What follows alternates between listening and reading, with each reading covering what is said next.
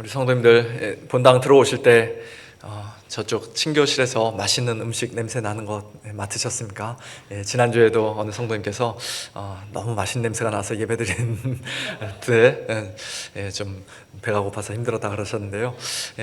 오늘도 우리가 예배 후에 이제 맛있는 점심 식사를 하게 될 텐데요. 우리 성도님들은 식사하시기 전에 손을 깨끗이 잘 씻으시는지 모르겠습니다. 저는 예배 후에 우리 성도님들과 악수를 하기 때문에 웬만해서는 평소 이렇게 손을 씻고 밥을 먹는데요. 어쩔 때는 깜빡 잊고 또는 너무 바빠서 그냥 식사를 할 때도 솔직히 종종 있습니다. 그래도 다행히 배탈이 난 적은 한 번도 없는 것 같아요. 오늘날 우리는 손 씻는 것을 순전히 위생상의 문제로 여깁니다만, 그러나 예수님 당시에는 그렇지 않았었지요. 예수님 시대의 유대인들, 특별히 바리새인과 서기관들에게 손 씻기는 단순한 위생 문제가 아니라 그들의 정체성을 드러내는, 유대인으로서 이방인과 구별되는 정체성을 드러내는 하나의 중요한 표지였고, 또 그들의 종교적인 순결을 유지하는 하나의 방법이었기 때문에 그들은 손 씻는 일에 어떤 면에서는 목숨을 걸었습니다. 그런 그들이 예수님의 제자들 중 몇 사람이 부정한 손으로, 곧 씻지 아니한 손으로 떡 먹는 것을 보고 예수님께 따져 물었던 것은 조금도 이상한 일이 아니었습니다. 어찌하여 당신의 제자들은 장로들의 전통을 준행하지 아니하고 부정한 손으로 떡을 먹나이까? 제가 보기에는 예수님도 아마 이때 손을 안 씻고 계시지 않으셨을까, 그런 생각을 한번 해봅니다만, 어쨌든 간에 떡을 아직 예수님 안 드셨는지 모르겠습니다. 그러나 제자들을 핑계로 지금 서기관과 바리새인들이 예수님을 비방하고 있는 것이죠. 어찌하여 당신의 제자들은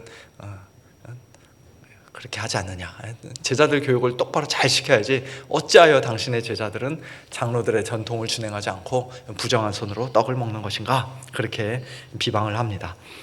그런데 당신의 제자들이 어찌하여 하나님의 율법을 어기는 겁니까? 그렇게 그들이 말하지 않고 어찌하여 장로들의 전통을 준행하지 않습니까? 그렇게 말한 것을 통해서도 우리가 알 수 있듯이, 사실 일반 백성이 음식 먹기 전에 손을 씻어야 한다는 그런 규정은, 그런 명령은 구약 율법에 없습니다. 제사장들이 성막에 들어가 봉사하기 전에 그들의 손과 발을 깨끗이 씻어야 한다는 규정과, 또 부정한 사람이 몸을 물로 씻어야 한다는 그런 정결 규례는 있지만, 일반 백성이 음식 먹기 전에 손을 씻어야 한다는 그런 율법은 구약 성경에 없습니다. 그것은 나중에 한참 뒤에 바벨론 포로기 한참 이후에 만들어진 규례입니다. 예수님 태어나시기 약 200년 전부터 생겨난 바리새인들은 하나님의 율법을 잘 지켜보겠다는 열심이 너무 도가 지나쳐서 성막과 성전 봉사를 위해 특별히 부르심을 받은 제사장들에게만 해당되었던 율법을 자기들의 일상생활에서도 적용해 보려고 그렇게 확대했습니다. 또 실제로 부정한 사람이나 물건과 명백하게 접촉했을 때뿐만 아니라 평소에도 자기가 모르는 새 혹시 내가 부정해졌을지 모르니까, 부정해졌을까봐 밥 먹기 전에는 무조건 손을 씻고, 시장에 갔다 오면 무조건 몸을 씻고, 또 부지런히 옷을 빨고 그릇들을 닦으면서 어떻게든지 율법을 범하지 않기 위해 아주 열심히 노력했습니다. 자기들만 그렇게 한 것이 아니라 다른 사람들에게도 너희도 그래야 한다고 그렇게 요구를 했습니다. 그런 것들이 시간이 지나면 지날수록 이제 점점 계속 하나씩 덧붙여지고 또 정교하게 다듬어지면서 하나의 전통으로 굳어지게 되었고, 결국 오늘 본문 말씀처럼 예수님 당시에는 장로들의 전통이라는 이름으로 확립되었던 것입니다. 그리고 예수님 이후 약 200년 뒤에는 유대 랍비들이 그런 전통과 규례들을 체계적으로 정리해서 미시나라는 두꺼운 책을 편집하기도 했습니다. 신약 성경보다도 더 두꺼운 책을 만들어내기도 했습니다. 그리고 그게 나중에 발전해서 탈무드도 이제 쓰여지고 그렇게 된 것이죠. 그런 전통이 만들어진 이유가 한편으로는 좀 이해가 되기도 합니다. 율법이 구체적으로 명시하지 않은 부분을 보완하려고 했던 것입니다. 예를 들면 안식일을 기억하여 거룩하게 지키라. 그날에는 아무 일도 하지 말라고 하나님이 명령하셨을 때 구체적으로 어떻게 하는 게 안식일을 거룩하게 지키는 것인지, 일을 하지 않기 위해서는 뭐를 어느 정도 안 해야 일을 하지 않는 것인지, 그런 것이 그냥 율법만 들어서는 좀 애매하게 느껴질 수 있고 참 답답하게 느껴질 수도 있었을 것입니다. 글씨를 한자 쓰는 것은 괜찮고 두 자 쓰면 그때부터는 일하는 것인가? 1마일 걸어가면 괜찮고 1.1마일부터는 일하는 것인가? 그런 질문들을 사람들이 하기 시작했던 것이에요. 오늘 본문과 관련해서도 손을 씻을 때 손만 씻으면 되는가? 손목까지 씻어야 하는가? 팔뚝까지 씻어야 하는가? 그런 질문들을 했던 것입니다. 오늘날에도 비슷한 질문들을 하시지 않습니까? 11조 할 때 텍스를 떼고 해도 됩니까? 텍스 전에 해야 됩니까? 텍스 리턴 받은 거 11조 해야 됩니까? 그런 질문들 다 이런 질문이라고 할 수 있을 것입니다. 모든 율법들에 대해 딱 부러지게 이때는 이렇게 해라, 저 때는 저렇게 해라, 그렇게 명확하게 이야기해 주기를 사람들은 기대하게 되는데요.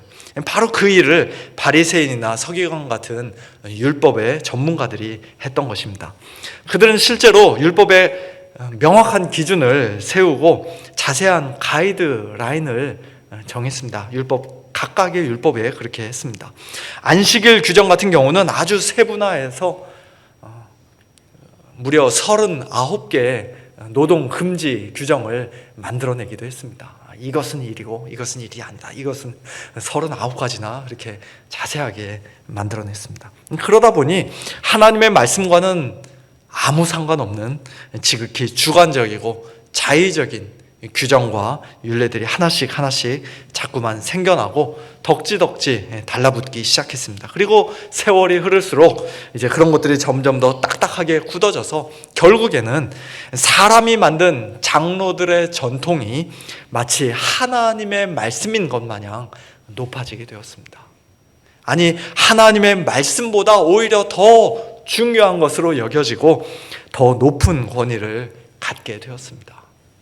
오늘 본문 7절에서 예수님은 이사야 말씀을 인용하시며 사람의 계명으로 교훈을 삼아 가르치는 자들을 책망하셨는데요. 사람들이 하나님의 말씀이 아닌 사람의 계명으로 교훈을 삼아 그것을 가르치기 시작하면 거기서 끝나지 않고 그 다음에는 8절 말씀과 같이 하나님의 계명은 버리고 사람의 전통을 지키게 됩니다. 9절에서도 너희가 너희 전통을 지키려고 하나님의 계명을 잘 저버리는도다 라고 예수님 말씀하시죠.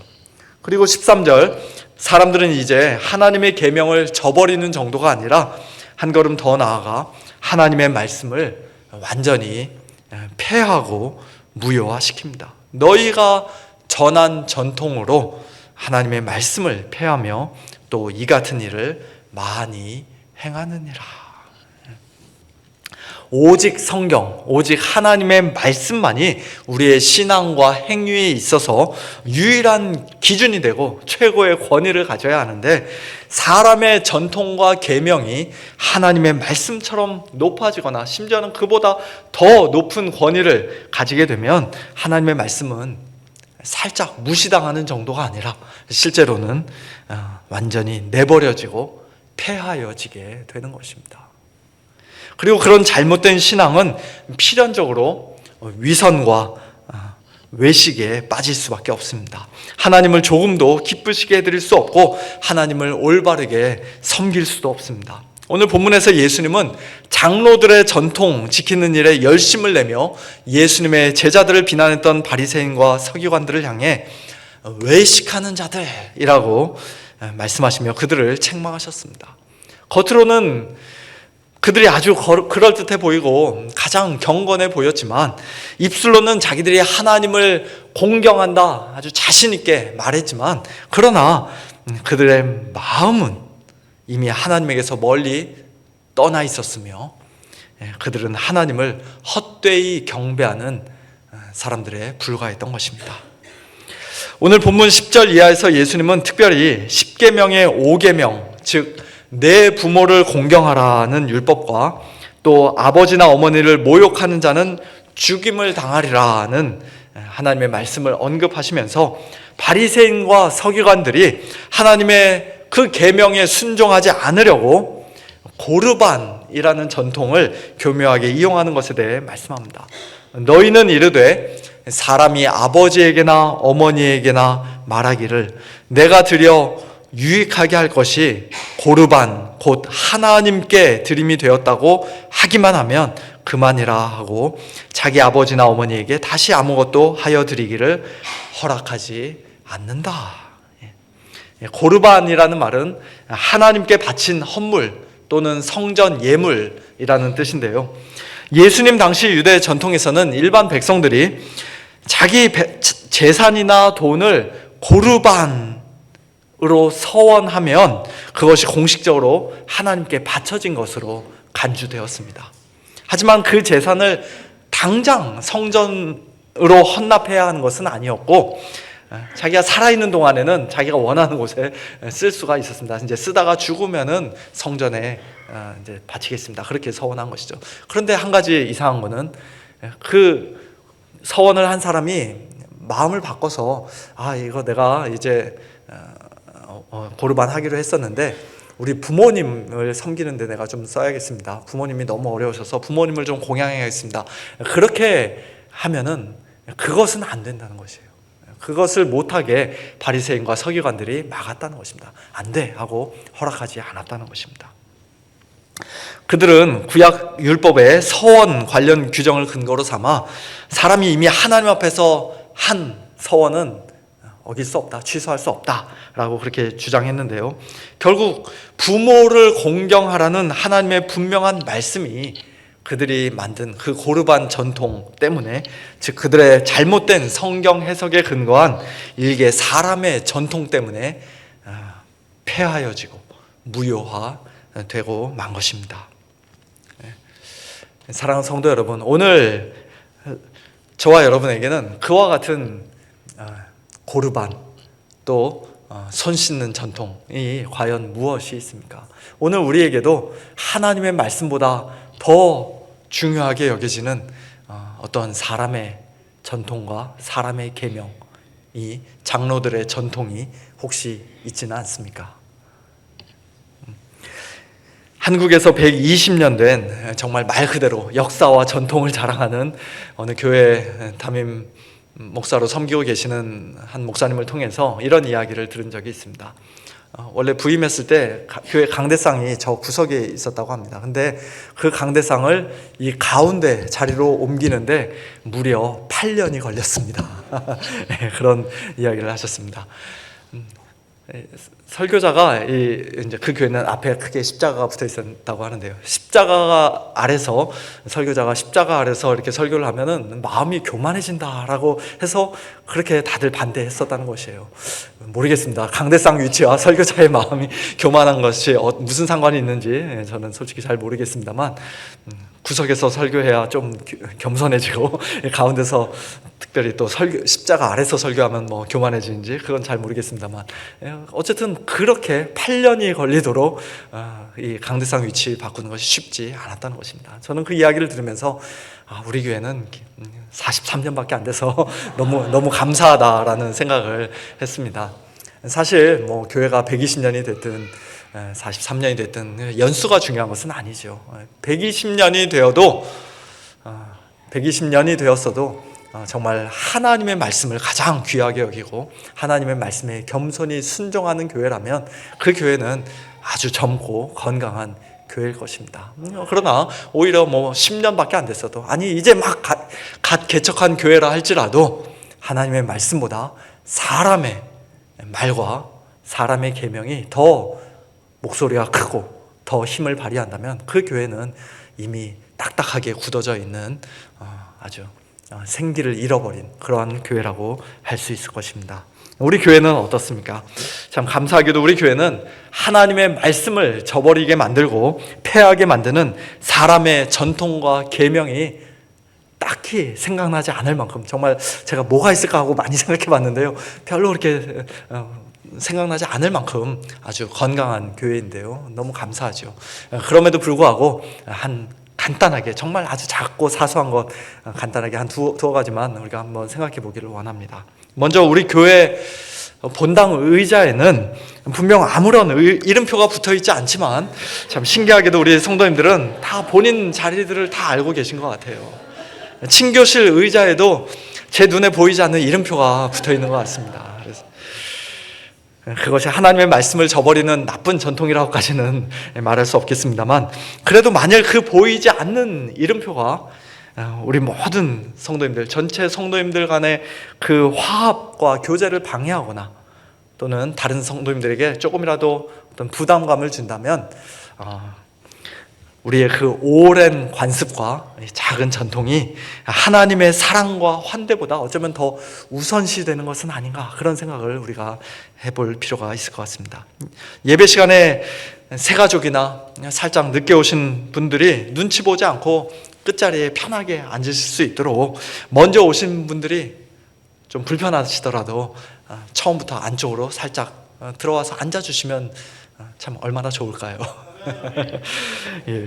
예배 후 친교실에서도 오늘은 여기, 다음 주일은 저기 가끔씩 자리를 옮겨가며 다른 분들과 함께 식사를 하기도 하고, 또 혼자서 외롭게 식사하고 계신 분은 없는가 좀 주위를 돌아보면서 그분 옆에 자리를 옮겨 같이 앉아서 함께 식사를 하는 그런 아름다운 사랑의 공동체가 되기를 소원합니다. 또한 예배 특정 스타일이나 형식을 고집하고 고수하는 것도 하나의 딱딱한 전통이 될 수 있습니다. 주일 예배 전 찬양을 우리 장로님과 집사님들이 돌아가면서 아주 너무 잘 인도해 주고 계신데요. 얼마나 감사한지 모르겠습니다.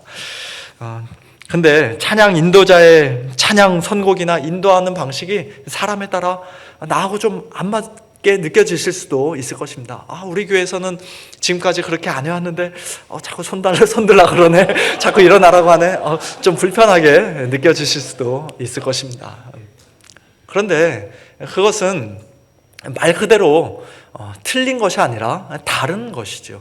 지금까지 우리가 안 해왔던 다른 방식인 것이지 그것은 틀렸어, 성경적으로 틀린 거야, 이렇게 우리가 말할 수 없는 것이기 때문에 가능하면 앞에서 인도하신 대로 따라주시는 것이 참 좋다고 생각합니다. 그러나 마음에 정말 너무 불편해서 나는 내 양심상, 신앙 양심상 나는 도저히 그럴 수 없다 하시는 분들은 앞에서 인도하시는 분의 말이 하나님 말씀은 아니니까 양심에 거리끼시면 안 하셔도 괜찮습니다. 앉아서 그냥 하시고 손 안 들으셔도 상관없습니다. 그러나 왜 저렇게 인도하시지? 그렇게 생각하시면 그것은 안 되는 것이에요. 찬양뿐만 아니라 기도도 마찬가지입니다. 대표 기도하시는 우리 장로님께서 한 주간 집에서 정말 기도하시는 가운데 정성껏 기도문을 적어서 이렇게 읽으며 기도하실 때 왜 장로님 그냥 안 보고 기도해야지 왜 읽고 기도하시나, 이렇게 생각하시면 안 됩니다. 우리가 어떤 면에서는 그냥 준비되지 않은 기도를 설교문 없이 장황하게 이렇게 중언부언 길게 하는 것보다 준비해서 정성껏 써온 기도를 은혜롭게 읽는 것이 공예배 자리에서는 더 적합할 수도 있는 것이에요. 그러니까 우리가 즉흥 기도를 하든 기도문을 써서 읽든 그게 중요한 게 아니라 정말 경건한 마음으로 하나님 앞에 진실한 기도를 드리고 있는가, 그리고 특별히 대표 기도로서 우리 온 회중들을 대표하여 하나님 앞에 그 기도를 올바르게 올려드리고 있는가, 그것이 중요한 것이지 썼는가 안 썼는가가 중요한 것이 아닙니다. 우리가 그런 외적으로 눈에 보이는 것으로 사람을 판단하고 또 다른 사람을 함부로 정죄해서는 안 되겠죠. 뭐 그런 예들 많이 있지 않겠습니까? 우리가 옷 입은 거 가지고도 저 사람은 주일날 왜 저렇게 입고 오나, 그렇게 그런 것도 하나의 전통이 될 수 있겠고요. 생각해 보면 아주 심각한 일들은 아니지만 작은 일들이 우리 교회에도 있을 수 있습니다. 왜 주일 점심 메뉴가 항상 이런가? 더 이상 하면 안 될 것 같아요. 늘 감사하게 먹습니다. 주일 점심은. 이처럼 우리가 외식과 위선의 죄에 빠지지 않기 위해서는 사람의 전통이 아닌 하나님의 말씀을 굳게 붙들고 순종해야 하는데요. 사실은 우리로 하여금 하나님을 온전히 섬기지 못하도록 하는 또 하나의 장애물이, 아주 심각한 장애물이 더 있다고 오늘 본문에서는 말씀합니다. 그것은 바로 우리의 마음이 깨끗하지 않다는 것입니다. 그래서 우리가 더럽혀져 있다는 것입니다. 오늘 본문 15절과 16절 무엇이든지 밖에서 사람에게로 들어가는 것은 능히 사람을 더럽게 하지 못하되 사람 안에서 나오는 것이 사람을 더럽게 하는 것이니라 는 예수님의 이 말씀을 깨닫지 못하고 그 뜻을 예수님께 따로 물어본 제자들에게 예수님은 이렇게 말씀해 주셨습니다. 너희도 이렇게 깨달음이 없느냐? 무엇이든지 밖에서 들어가는 것이 능히 사람을 더럽게 하지 못함을 알지 못하느냐? 이는 마음으로 들어가지 아니하고 배로 들어가 뒤로 나감이라.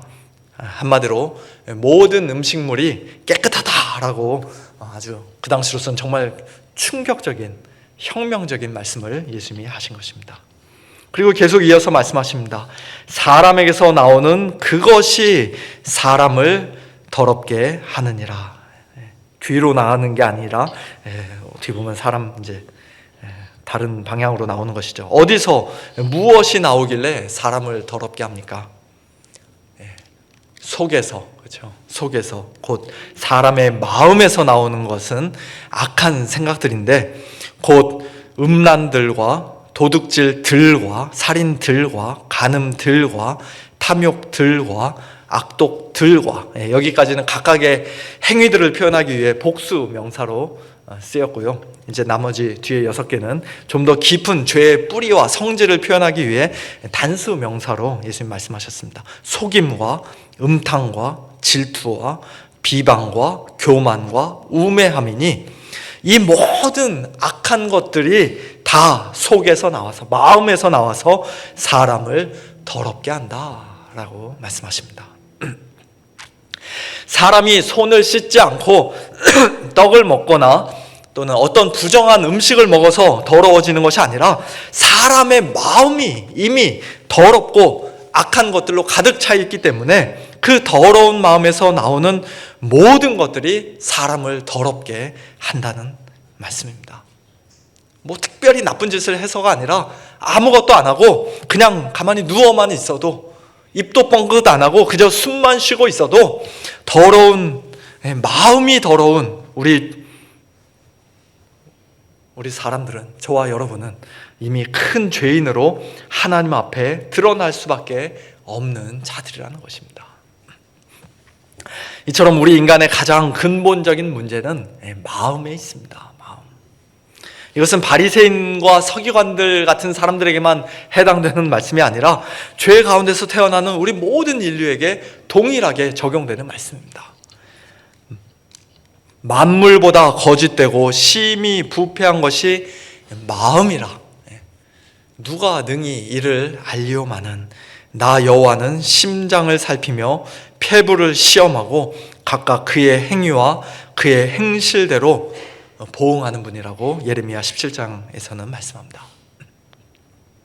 하나님께서 우리의 마음을 꿰뚫어 보시고 속속들이 다 아시면 제 마음은 깨끗합니다, 자신 있게 내놓을 수 있는 사람 누가 있겠습니까? 여호와여 주께서 죄악을 지켜보실진데 주여 누가 서리이까? 라고 시편 130편 기자는 묻습니다. 거룩하신 하나님 앞에 고개 들고 당당하게 떳떳하게 서 있을 수 있는 사람은 이 세상에 아무도 없다는 것입니다. 모두가 다 죄인입니다. 우리끼리 누가 더 착하고 누가 더 선한가 따지는 것은 도토리 키재기에 불과할 뿐 깊은 산에서 아무리 수십 년 돌을 닦고 마음을 다스렸어도 거룩하신 하나님 보시기에는 그 마음이 여전히 온갖 죄악으로 가득 차 있습니다. 아무리 눌러도 아무리 비운다 해도 그 더러운 마음이 깨끗해질 수 없습니다. 우리 마음에서 끊임없이 솟아나오는 모든 악한 생각들과 그것들이 불쑥불쑥 바깥으로 표출되는 거짓말과 가시돋친 말과 남을 비방하고 험담하는 말과 다른 사람을 경멸하고 무시하는 눈빛과 탐욕스러운 손과 악한 길로 달려가는 발과 또 온갖 성적인 죄악들로 인해 우리는 우리 자신을 늘 더럽히고 있습니다. 그와 같은 우리 죄인들이 하나님 앞에 받아 마땅한 것은 오직 무서운 심판과 영원한 형벌뿐입니다. 그런데 놀라운 것은, 감사한 것은 그처럼 거룩하신 하나님께서 동시에 우리 죄인들의 구원자가 되어 주신다는 사실입니다. 그것이 복음이죠. 여호와여, 주께서 죄악을 지켜보실진데 주여 누가 서리이까? 라고 말하며 하나님의 거룩하심을 인정할 수밖에 없었던 시편 기자는 거기서 절망하지 않고 즉각적으로 하나님을 바라보며 이렇게 노래합니다. 그러나 사유하심이 주께 있음은, 용서하심이 주께 있음은 주를 경외하게 하심이니이다. 절대 거룩하신 하나님은 동시에 우리를 사유해 주신, 용서해 주시는 하나님이십니다. 만물보다 거짓되고 심히 부패한 것은 우리 사람들의 마음이라고 하나님께서 말씀하시는 것을 들었던 예레미야 선지자는 하나님께 곧 이렇게 기도합니다. 여호와여, 나를 고치소서. 그리하시면 내가 낫겠나이다. 나를 구원하소서. 그리하시면 내가 구원을 얻으리이다. 밧세바를 범하고 그 남편 우리아를 죽게 만들었던 다윗도 나단 선지자의 책망을 듣고 자신의 죄를 하나님께 고백하며 회개한 중에 이렇게 기도했습니다. 우슬초로 나를 정결하게 하소서. 내가 정하리이다. 나의 죄를 씻어 주소서. 내가 눈보다 희리이다. 하나님이여, 내 속에 정한 마음을 창조하시고 내 안에 정직한 영을 새롭게 하소서. 그렇습니다. 우리의 더럽고 추악한 마음을 바라보면 정말 아무 소망 없는 구제불능의 죄인들이지만, 그러나 하나님께서는 예수님 안에서, 예수님을 통해서 예수님으로 말미암아 우리 모든 성도들의 죄를 깨끗이 씻어 주시고 단번에 용서해 주셨습니다.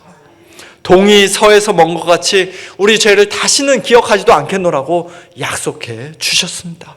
그리고 거룩하신 성령을 보내주셔서 우리 안에 정한 마음을 창조하시고 정직한 영을 새롭게 하셨으며 또한 계속해서 날마다 새롭게 해주십니다. 우리 그리스도인들은 이제 마음이 완전히 새롭게 된 자들이에요. 그리스도 예수 안에서 완전히 새로운 피조물들입니다. 마음이 빠진 기독교는 바리새인들의 외식적인 종교, 즉 껍데기 율법주의에 불과합니다. 하나님께서 우리에게 요구하시는 것은 무엇보다도 마음입니다. 마음. 내 아들아, 내 마음을 내게 주라고, 내게 달라고 잠언 23장에서는 말씀합니다. 하나님의 모든 율법에서 가장 크고 첫째 되는 계명은 내 마음을 다하고 목숨을 다하고 뜻을 다하고 힘을 다하여 주 너의 하나님을 사랑하라는 명령입니다. 하나님께서 우리에게 요구하시는 제사는 상한 심령과 상하고 통회하는 마음입니다. 예수님을 주님이라고 고백하는 우리 입술의 신앙 고백은 반드시 마음으로 함께 믿는 믿음과 같이 가야 합니다. 마음의 감사함으로 하나님을 찬양하고 마음으로 하나님의 뜻을 행하고 또 헌금을 할 때에는 그 마음에 각각 그 마음에 정한 대로 인색함으로나 억지로가 아니라 기쁜 마음으로 즐거이 즐겨내라고 성경은 말씀합니다. 모든 것이 다 마음입니다. 그냥 마음이 아니라, 더러운 마음은 더더욱 아니라 참된 회개와 믿음을 통해 그리스도의 피로 죄사함을 받고 성령으로 새롭게 된 우리 성도들의 마음이 하나님을 온전히 경배하고 하나님을 기쁘시게 해드릴 수 있습니다. 히브리서 10장 말씀처럼 우리가 마음의 뿌림을 받아 악한 양심으로부터 벗어나고 몸은 맑은 물로 씻음을 받았으니 이제 언제 어디서 무슨 일을 하든지 누구를 만나든지 참 마음과 온전한 믿음으로 하나님께 나아감으로써, 또한 사람의 전통이 아닌 하나님의 말씀에 마음으로부터 순종함으로써 하나님을 늘 기쁘시게 해드리고 하나님께 큰 영광 올려드리는 복된 저와 여러분 우리 모두 될 수 있기를 예수님의 이름으로 축원합니다.